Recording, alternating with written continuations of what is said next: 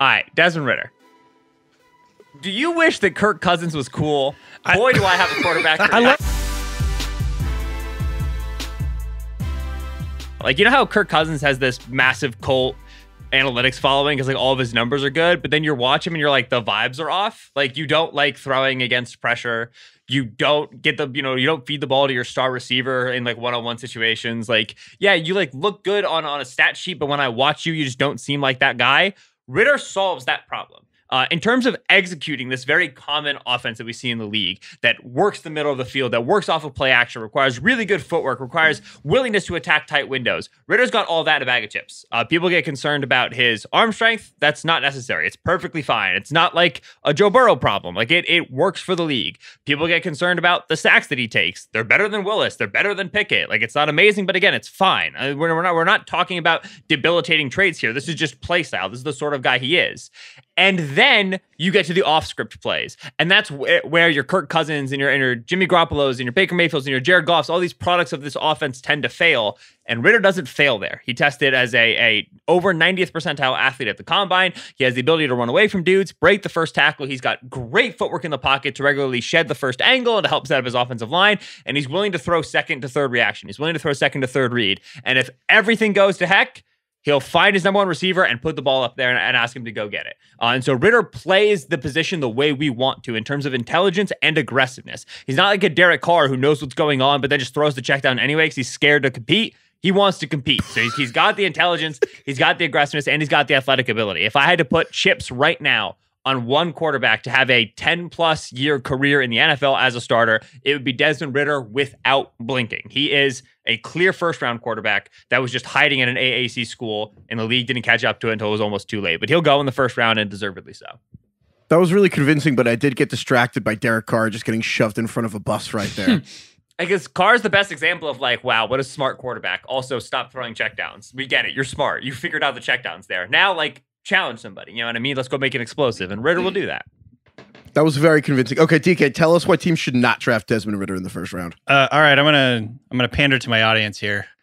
Heifetz, would you like your team to draft someone that reminded me a lot of Daniel Jones? No. I rest my case. I'm just kidding. No, look here. I think, again, I feel like I would be terrible at debate because there are things I do like about Desmond Ridder. However, go look at his game against Alabama. When he was playing a good defense. That's exactly what I have written in my notes. Where if I had to detract Ridder, my first line is, "Did you watch the Bama game?" It's scary. Furious. It's scary if you're taking this guy in the first round. If you go watch what he did against Alabama, 17 out of 32. That's 53%, 144 yards, 0 touchdowns. He feasted on bad defenses primarily throughout the season. His game against Notre Dame actually was pretty good, and I would say that would be. If you're gonna come off the Alabama game and feel sad, go watch the Notre Dame game because I thought he made some good throws in that game. And so, look, to me, the big thing is Desmond Ridder feels like a master of none. He's a jack of all trades, master of none. He doesn't have one elite trait. He doesn't have one outstanding, variable, I guess, that gets you excited about him. He's just like boring. And that's exactly how I kind of felt about Daniel Jones when he was coming out. And by the way, Daniel Jones, for me, the biggest issue was decision-making and accuracy. I think Desmond Ridder is a pretty good decision maker, but his accuracy is kind of scattershot at times. So he's skinny. That could be problematic at the next level in terms of like his ability to avoid injuries and whether he's going to be actually utilized in the ground game as a runner. And again, it's just, man, I get spooked a little bit watching that Alabama game. But so I think that there's a bigger jump in terms of competition, in terms of the speed of defenses, in terms of just what he's doing back there going into the NFL, coming from a team like Cincinnati. So yeah, that would be my counter. But again, like I hate to just like concede to Ben here because I actually do kind of like Ridder out of all these guys. It's Willis, Ridder right next to each other for me, and Ridder is the floor play, and to me Willis is the ceiling play. But it still makes me a little bit nervous to take this guy in the first round. I want to drop this nugget because it's a fun nugget to me from charting because everybody talks about Ridder's accuracy. No, wait, hold on 1 second. Solak, explain that you've been charting. all offseason, these rookies. Can you just explain your charting real quick? And what that means? Since the 2018 draft, I chart pretty much all the draft relevant quarterbacks, which means every drop back, whether they attempt to throw or don't, of every game that they play, unless they're playing like Mercer State, in which case I'm like, no, you don't get points for doing a really good job against, Wesleyan. But anyway, sorry for anybody who goes to Mercer or Wesleyan. And what I'm doing is I'm charting the dropbacks for a ton of things, right? Are they under pressure or not? Are they blitz or are they not? Is it middle field open or middle field closed coverage? Are they rolling out? Are they off of play action, RPOs? And then when they eventually throw the football, I'm charting that too. How accurate was it? Did they maximize yak? Was it into a tight window? What was the depth of the target? What was the area of the field they were throwing to? Kind of so on and so forth. And it's not a scouting report. It's just like information. It just helps us figure out like what sort of offense these teams play in and generally how do they play. And for somebody like Ridder, it's really helpful because everybody talks about Ridder's accuracy because it's clearly the worst part of his game, right? Everything else is awesome. Ridder, I chart accuracy in two ways. One is like, is the ball catchable? Yes or no? And then the other is a little bit more like precise. Like, did you protect him from being hit? Did you protect the ball from being planted by a corner? Ridder's better in both measures than Willis.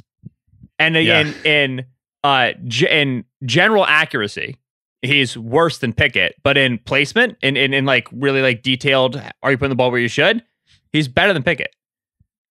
I always felt like, The only reason we talk about Ridder's accuracy as a problem is because it's not great. It's not amazing against other classes. But against this class, it's the same as the other guys, and they're a lot worse at other stuff. And so to me, like that, it's funny. Like people really love to pick on Ridder's accuracy because it's the only thing visible in his game that's lacking, which obviously accuracy is important. And if I have to defend Kenny Pickett, I'm going to talk a lot about accuracy. But the other guys really don't. They don't. It's not like they're like out here dotting dudes up. They also have the same problems. Since we started this show, I failed to find any reason why I wouldn't pick Desmond Ridder as the first quarterback off the board. I don't get it. Yep. And up until what are the betting odds that that'll happen, Solak? They've been going down up until let me pull them up really quick. Up until like middle of March, nobody was really talking about, like, in terms of people coming from the league, we're talking about Ridder as this round one guy. And then all of a sudden, like, three different people had like I remember Jeremy Fowler at ESPN was the first one where he was like, hey, who's getting some hype? Desmond Ridder, quarterback out of Cincinnati. Yep. Right now, Malik Willis minus 175.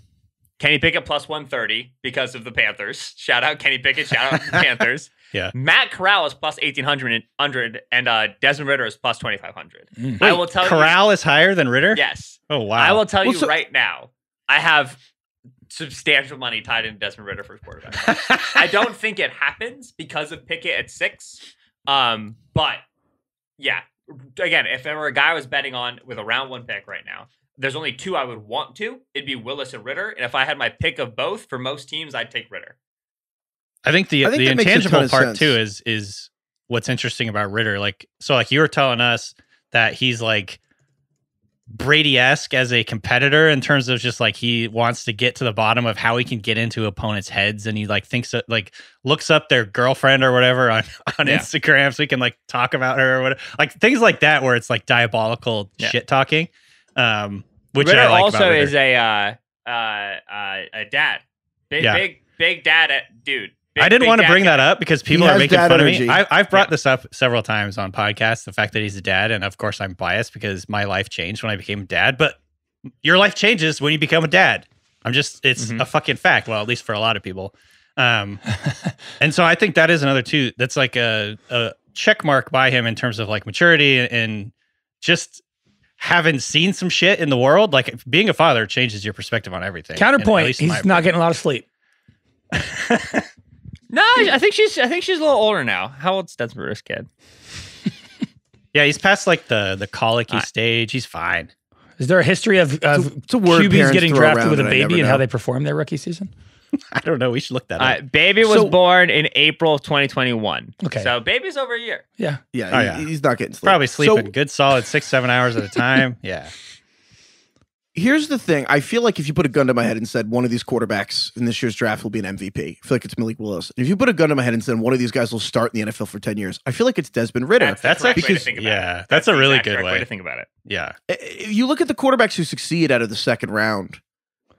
I feel like you mentioned Derek Carr, like Andy Dalton's boring as hell, but I feel like it's these kinds of quarterbacks where there are jack of all trades.